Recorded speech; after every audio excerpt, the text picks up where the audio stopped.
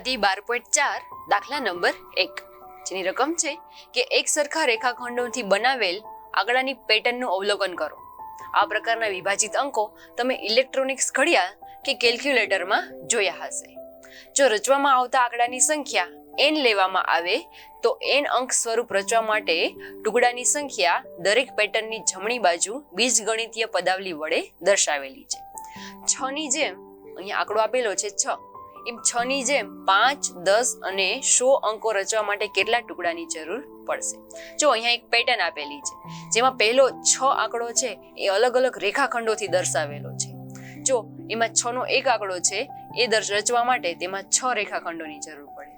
બાજુમાં છે 6 ના 2 આંકડા છે તે રચવા માટે 11 રેખાખંડની જરૂર પડે છે. 3 6 ના આંકડા હોય તો એ રચવા માટે 16 રેખાખંડની જરૂર પડે. ત્યારબાદ 6 ના 4 આંકડા હોય તો 21 રેખાખંડની જરૂર પડે. એમ આ આંકડાઓ અનંત સુધી એટલે કે 2n+1 એ આપણને એક બીજગણિતીય પદાવલીનું સ્વરૂપ આપેલું છે. હવે અહીં 5, 10 અને 100 અંક રચવા માટે કેટલા ટુકડાની જરૂર પડે તે આપણે શોધવાનું છે. તો હવે લખીએ કે 6 ના જો n આંકડા હોય તો રેખાખંડોની સંખ્યા 5n+1 છે. તો સૌપ્રથમ દર્શાવીએ કે 6 ના n આંકડા માટે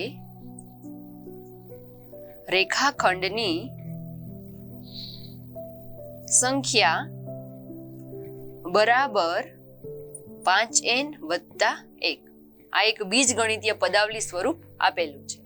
હવે પહેલા આપણે જો આવા 5 રેખાખંડ હોય આવા 5 આંકડા હોય તો કેટલા રેખાખંડની જરૂર પડે તે શોધીએ. તો લખીએ કે જો આવા 5 આંકડા માટે રેખાખંડની સંખ્યા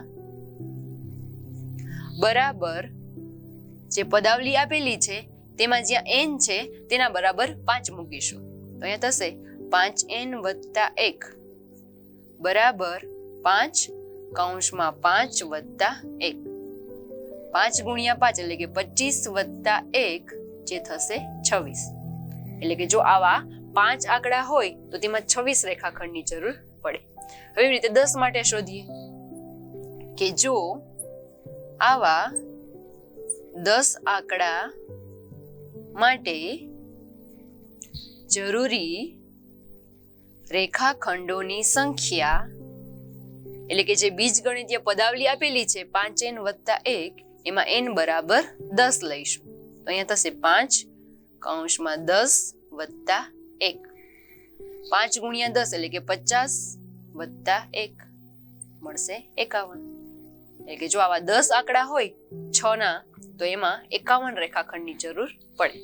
ત્યારબાદ 100 આંકડા માટે શોધીએ. તો અહીંયા લખીએ કે જો આવા 100 આંકડા માટે